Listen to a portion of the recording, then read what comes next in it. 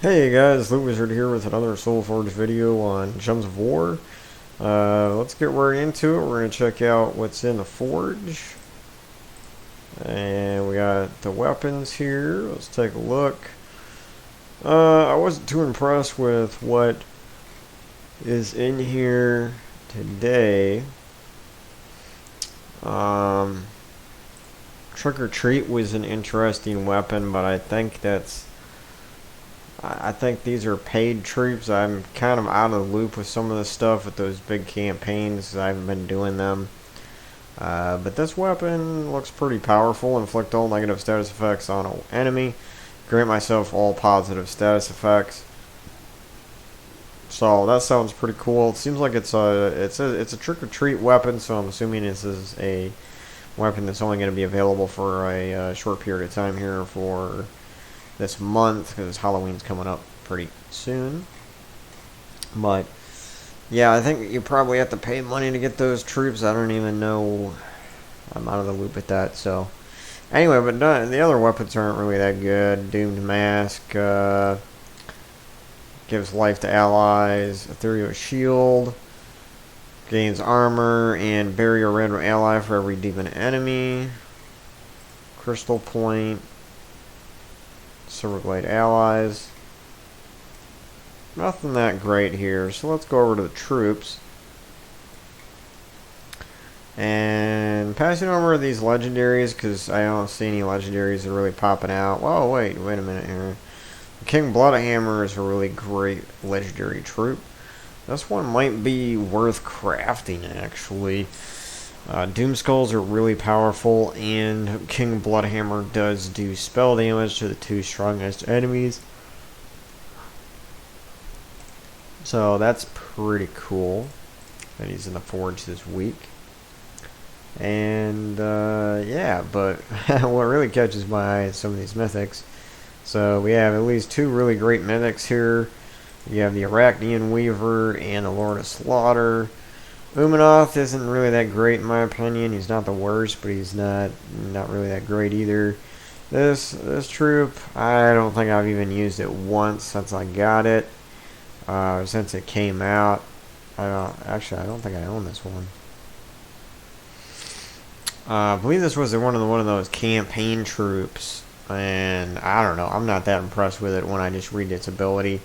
Deals scatter damage boosted by a chosen gem color except yellow, which is kind of weird. Then it creates 10 yellow gems, removes all gems of the chosen color. So scatter damage, it's not even true scatter damage, it's just scatter damage, which isn't really that great. And the boost ratio is 3 per gem. Yeah, so you're not really going to get too much of a boost in damage. I don't know. I'm not really that impressed with this troop.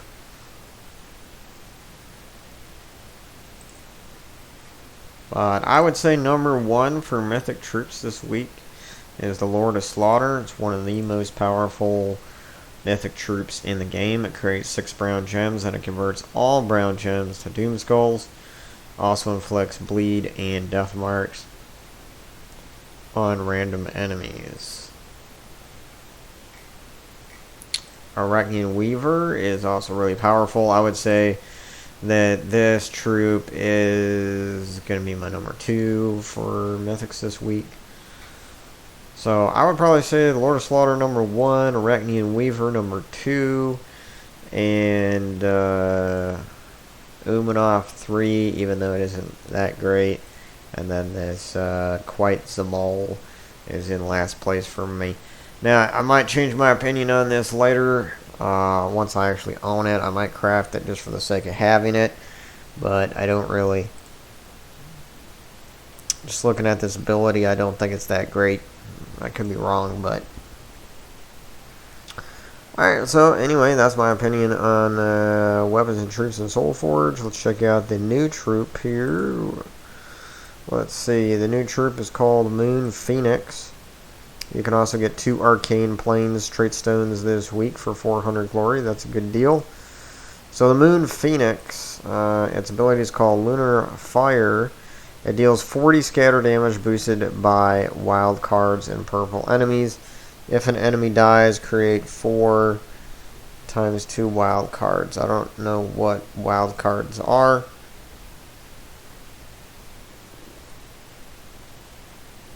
%25 chance to create a times 2 wild card when matching to 4 or more gems. I had no idea what a wild card is. I must have missed an update. Oops. But yeah, anyway, but you know what I was saying about the ability on that mythic troop was like 43 scatter damage. This new troop, which isn't even a legendary, is doing 40 scatter damage. So that's just weird that it has such low damage for a mythic. It's weird. Anyway, all that's going on. Guild event is going on here called Strange Magic. I played around with it just a little bit. Our boosting is, I believe, magic. So if you get a medal, it will be the Medal of Night, and it has a 160% spell damage for all troops in the current event. So we're going to focus on spell damage, and we are restricted to the Kingdom of Silverglade, and there's a few decent troops in here. So obviously there's some weapons here. I was using Reflection, excuse me, I was using Reflection of Good for mana generation here, but as you can see, there is life and death, and since we're doing 160% spell damage, that would also be a really good one. So I'm going to change that out really quick, and I'm going to go for a brown and purple banner, double purple, brown, something like that. Troops, let's go over real quick what we have here for spell damage. For Queen Aurora is a mythic, but it's more support, mana generation. For spell damage, we have a mythic and 3 legendary troops here. We have Will of Nisha, which steals 3 magic from all enemies, then deals 25 damage to them. Also, all purple allies gain 1 to all stats at the start of each turn. So that's going to be one troop that you're going to want to use, probably, you know, if you have it.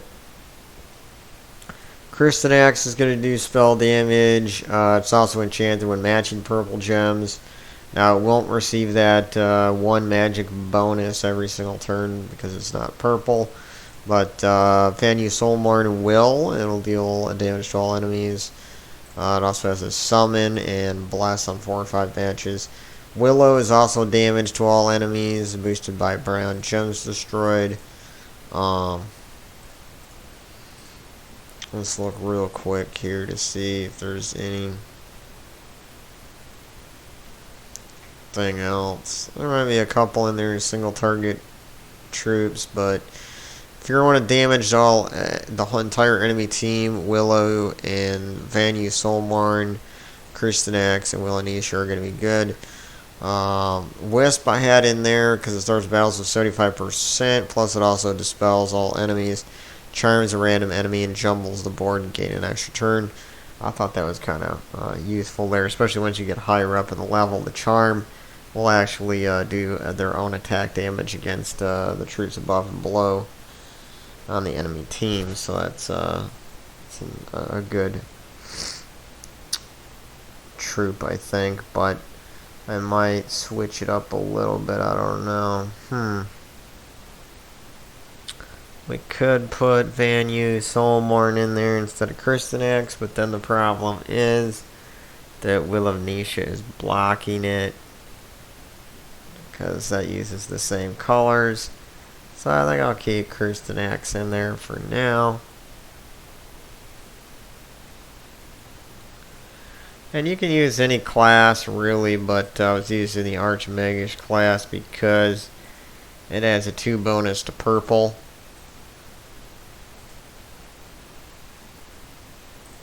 So I'm not real high in the event right now, but it kind of, to give you an idea of what this kind of a team would do. But I think life and death, if you have it, it's going to be probably your go-to weapon for sure.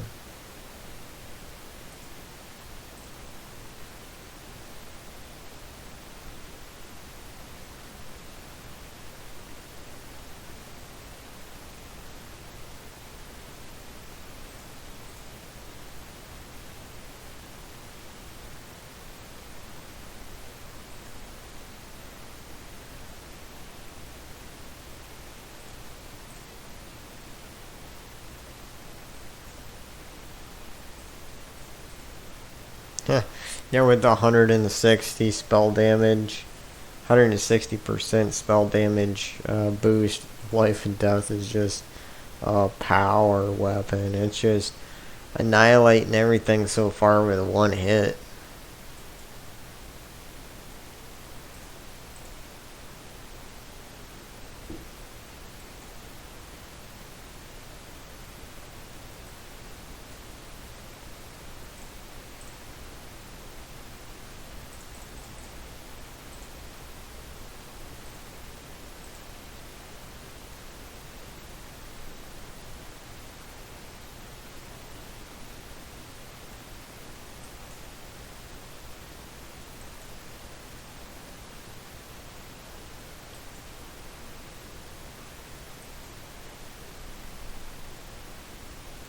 I keep getting these skull matches even though I don't get a skull bonus.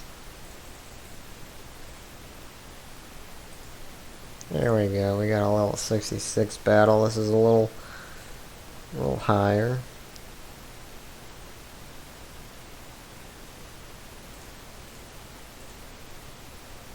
Wow, that almost killed the entire team right there.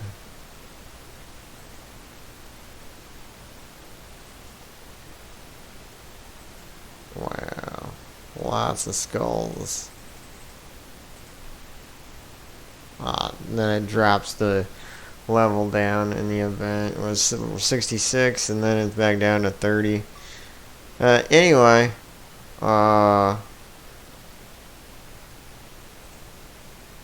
that's pretty much my my team there for that event. I'm probably going to use that as long as the event's going on. I think that's a pretty good team. Really, life and death is all you really need for this event. I mean, honestly, you could probably do the entire event with just that weapon alone. And if you used a class like the Titan class or something like that, whenever you match brown gems, you're gonna get barrier. But yeah, that's pretty much all you need for this event. Nothing really that great in the Soul Forge for weapons, but in the troops section, you do have the Lord of Slaughter. As if you don't have Lord of Slaughter, I'd definitely get it if you can. It's one of the best mythic troops in the game. So there you have it, guys. That's my Soul Forge video for this week. Sorry there isn't too much information there for you in this one, but pretty simple event. Not a lot of troops to choose from, and with a weapon like Life and Death, I mean, it's pretty much a no-brainer just to use that weapon through the whole event. So yeah, that's all I got for you. I hope you guys enjoyed the video, and I'll see you on the next one. Later.